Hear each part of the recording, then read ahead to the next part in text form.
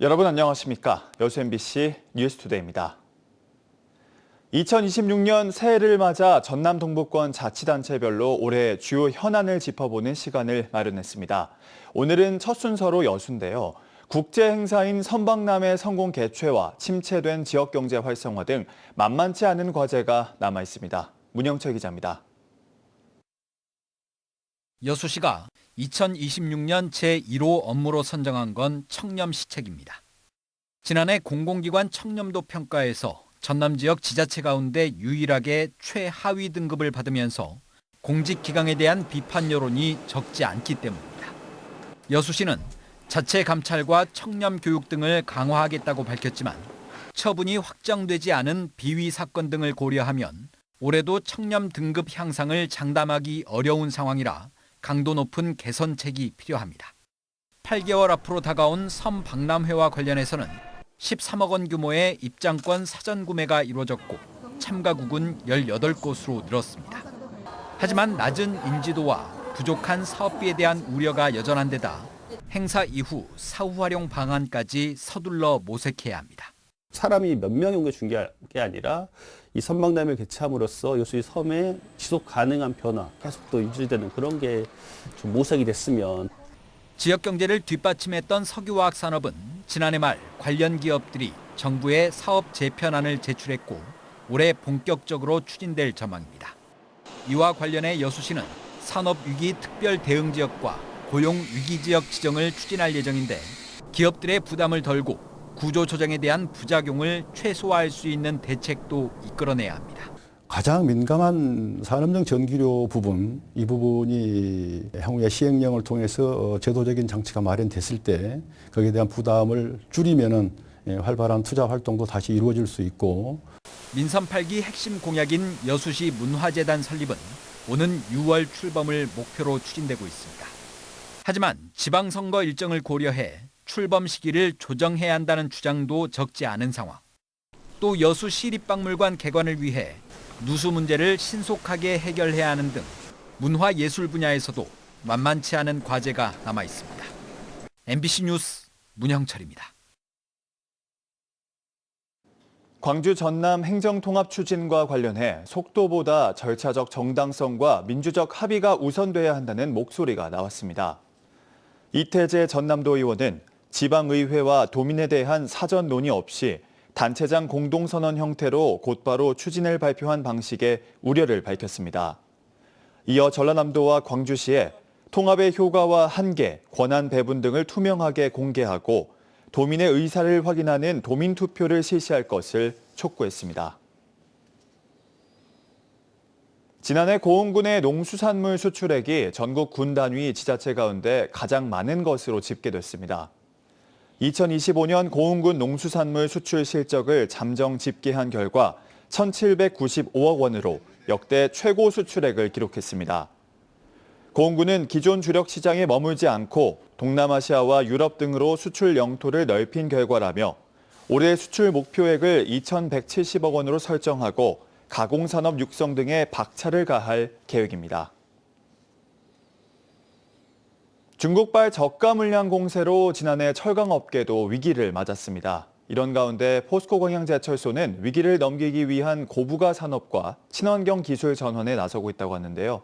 새해에도 멈추지 않는 제철소 현장을 최황재 기자가 다녀왔습니다. 세계에서 가장 큰 용광로인 포스코 광양제철소 1고로입니다. 1,500도가 넘는 고온에서 녹아내린 쇳물이 용암처럼 쏟아져 나옵니다. 방열복을 입은 작업자가 쇳물 입구를 정비하자 불꽃이 사방으로 튀어나옵니다. 단일 생산으로다가는 하루 13,000톤 뽑고 있고요. 그다음에 1, 2, 3, 4, 5로 다 해서는 58,000톤 규모의 용선을 생산하고 있습니다. 자동차 한 대에 들어가는 철강은 약 1톤. 매일 광양제철소에서만 자동차 58,000대분의 철강이 생산되고 있는 겁니다.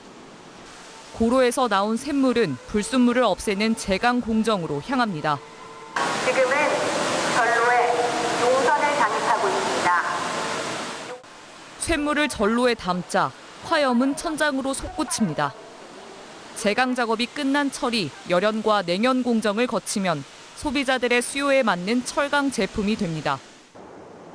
펄펄 끓었던 쇠물은 이렇게 직사각형 모양의 슬라브가 되는데요. 이후 공정을 거치면 두루마리 형태의 코일로 제작돼 납품됩니다.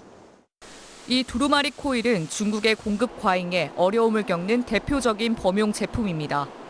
하지만 광양제철소는 이를 7CGL 공정으로 특수 가공하는 고부가 가치 사업으로 위기를 넘어서고 있습니다.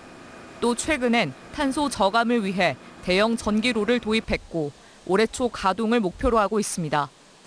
전기를 사용해 쇳물을 녹이는 전기로는 연간 최대 350만 톤의 이산화탄소를 줄일 수 있을 거로 보입니다. 최근 철강 산업이 어려움을 겪고 있어 현장의 부담이 커지고 있다는 것을 느낍니다.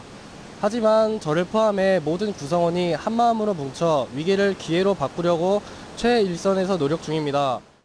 중국의 값싼 철강 제품의 물량 공세로 포항제철소의 경우 지난해 2곳의 공장을 멈췄습니다. 산업의 뿌리인 철강도 위기가 현실화한 만큼 고급광과 친환경을 목표로 한 기술 개발은 앞으로 더욱 중요해질 전망입니다. MBC 뉴스 최영지입니다. 순천시가 지난해 예산 신속 집행 결과 재정과 소비투자 2개 부문에서 전남도 1위를 달성했습니다. 또 예산 전체 집행률도 91.3%로 전국 시단위 최고 수준을 기록했습니다. 순천시는 지난 2023년부터 3년 연속 전남도에서 가장 높은 집행률을 기록했으며 행정안전부와 전남도로부터 총 10억 원이 넘는 인센티브를 특별교부세로 확보했다고 설명했습니다. 순천시는 올해 예산 70%를 상반기에 전략적으로 신속하게 투입해 민생 회복 속도를 올리겠다고 밝혔습니다. 순천의 한 아파트에서 임차인 보증금 95억 원을 가로챈 전세 사기 일당이 중형을 선고받았습니다. 광주지법 순천지원은 최근 무자본 갭투자 방식의 전세 사기로 기소된 공인중개사와 인테리어 업자에 징역 10년, 다른 피고인 3명에게도 징역형을 선고했습니다. 이들은 지난 2020년부터 순천시 조례동 시대아파트 218채를 매수한 뒤 137명으로부터 보증금 95억 원을 편취한 혐의로 재판에 넘겨졌습니다. 광주지검 순천지청은 보증금 흐름에 집중한 보완 수사로 범행 구조, 공모 관계, 12억 원의 범죄 순수익 등을 밝혀냈다고 설명했습니다.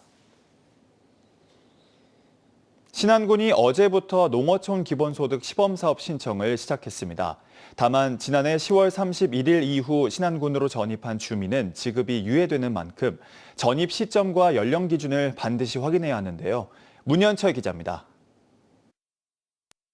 신안 앞에도의 한 마을회관, 신안군청 공무원들이 주민들을 상대로 기본소득 사업을 안내하고 현장에서 직접 신청도 받고 있습니다.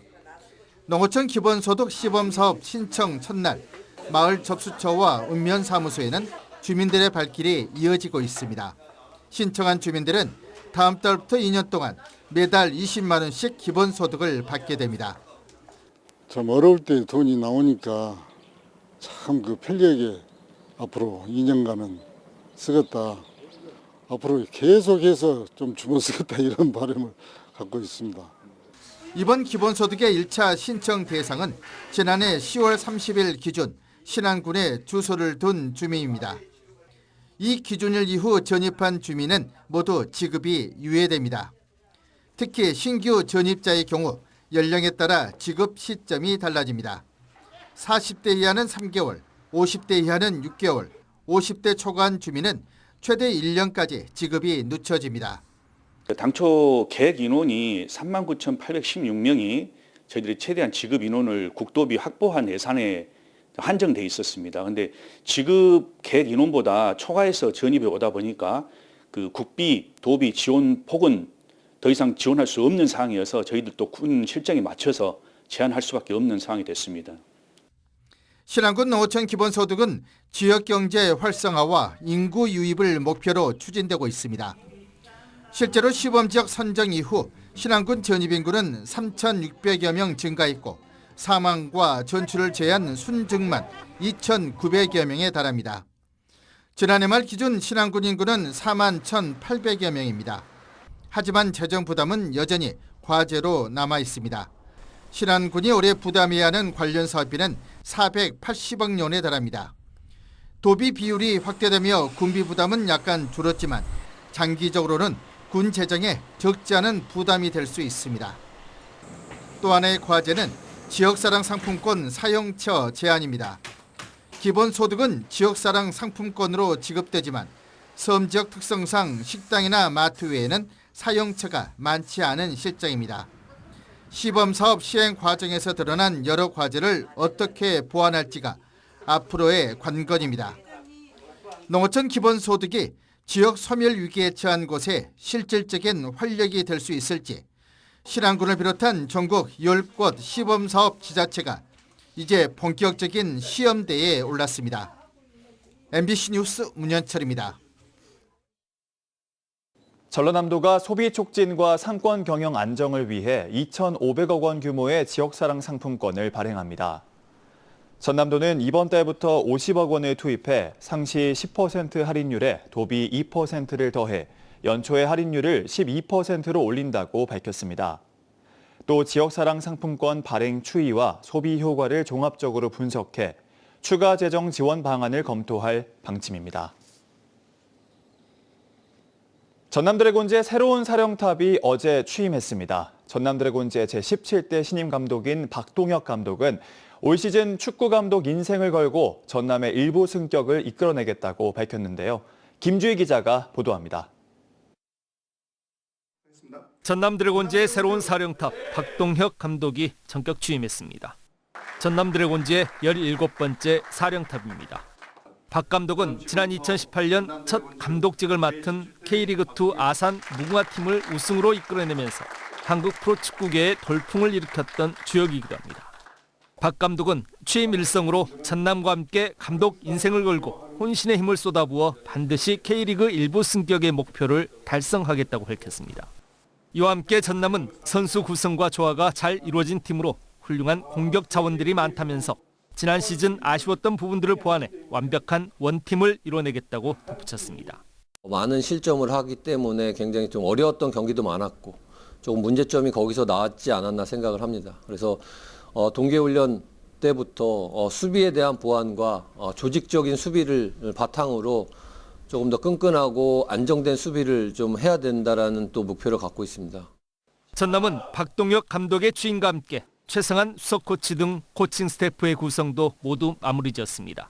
이와 함께 2004년생 수비수 듀오인 송호와 조영광을 각각 선발 영입하는 등 전술적 다양성을 확보하기 위한 선수 영입도 대부분 마무리 지었습니다. 32명의 선수단은 올 시즌 필승을 다짐했습니다. 작년 얘기를 안 할 수가 없는데 유난히 좋은 흐름으로 나아가다가 이제 겨울에 저희가 좀 많이 미끄러지는 경우가 많았거든요. 올해는 그런 점이 좀 아프지만 경험으로 삼아서 그렇게 되지 않고 더 좀 세밀하고 예민하게 준비해서 우승권으로 승격을 하도록 노력하겠습니다. 전남은 지난 3일부터 1차 동계 훈련에 돌입한 데 이어 오는 10일부터 태국 방콕에서 2차 동계 전지 훈련을 실시할 계획입니다. 전남 드래곤즈는 지난해 막판 뒷심 부족으로 팀 순위 6위에 머물며 아쉬운 경기력을 보여줬습니다. 박동혁 신임 감독을 중심으로 새로운 출발선에 선 전남 드래곤즈. 내년 시즌 7.8기 일부 진출의 수건을 이뤄낼 수 있을지 지역 팬들의 기대감이 커지고 있습니다. MBC 뉴스 김주희입니다. 광양상의가 어제 병오년 신년 인사회를 갖고 기업하기 좋은 분위기 조성을 위해 최선을 다하겠다고 밝혔습니다. 광양상공회의소는 어제 여수광양항만공사 국제회의장에서 신년 인사회를 열고 상의가 중심이 돼 민관의 긴밀한 협력 속에서 기업의 애로사항 해소에 앞장서고 기업하기 좋은 분위기 조성에 최선을 다할 것을 다짐했습니다. 한편 어제 광양상의와 함께 지역 내 4개 경제단체들은 실물경제 활성화와 지역경제 회복을 돕기 위해 광양경제활성화운동본부에 각각 500만 원씩 2,500만 원을 전달했습니다.